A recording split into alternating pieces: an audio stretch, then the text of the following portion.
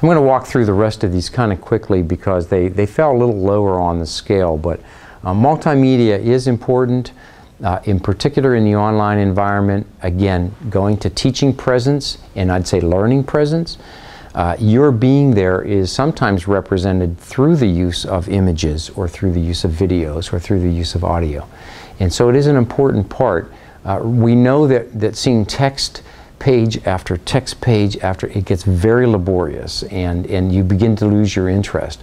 So I work with faculty on coming up with ways to make it more interesting, varied, more personable.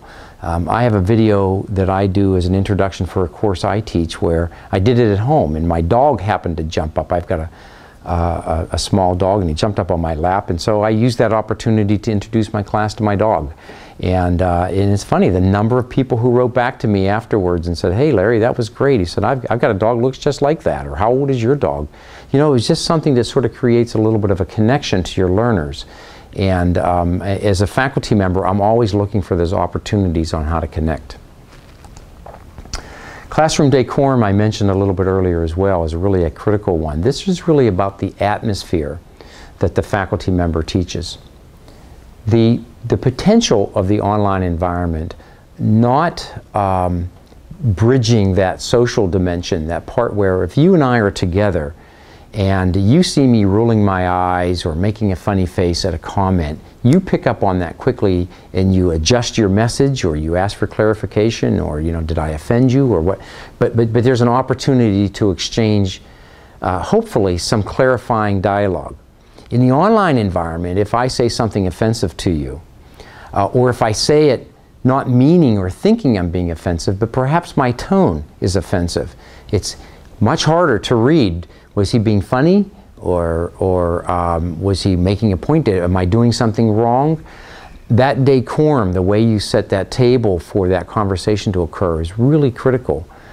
I'll add on to that, as a learner, it's important for you to be aware of your impact in this area as well. How you respond to your instructor, how you respond to your peers, can just change the whole nature of the learning experience for the entire class.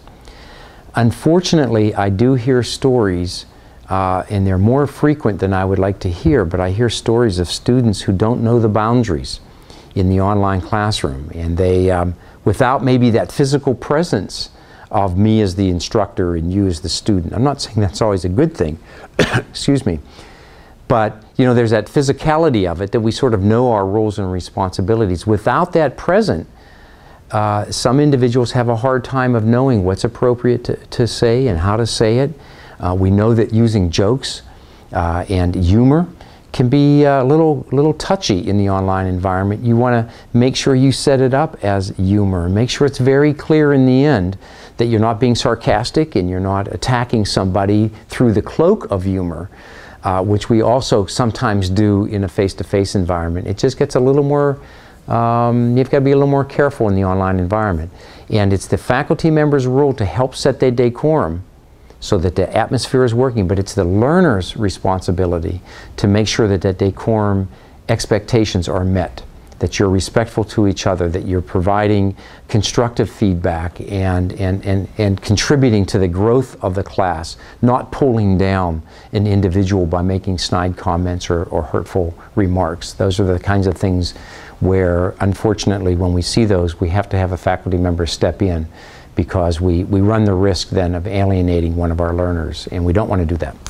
So let me move on to number 6 here. This is a friend of mine from the UK, the Open Learning University, and he's talking really about the need for the faculty member to have some of those core competencies, those skill sets of knowing how to do the posting to the discussion forum, knowing how to do a download of a PDF or a Word document, and how to mark it up and get it loaded back to the students, how to post those grades, how to create groups, for example, so that you've got group dialogues happening in team spaces and so forth.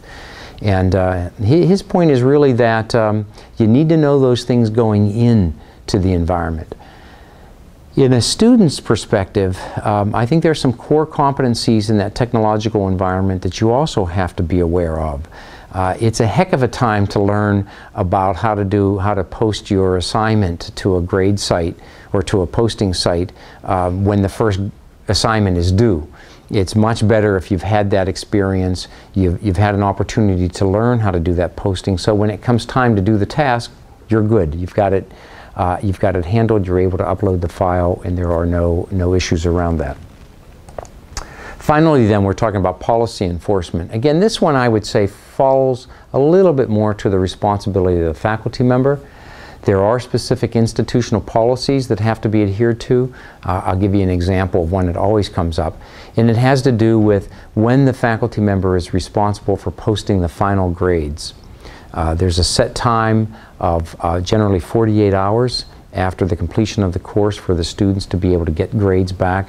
The university does that because we have students who are graduating and need to get that grade posted. Those are policies that don't have a great deal of flexibility, and you want your faculty members to understand what those policies are in order to be able to do the best job possible. So that's my take on the Phase 1 results. Hopefully I've given you a little bit of an idea of some of the faculty competencies, but also how they relate then to the students' responsibilities in this learning environment.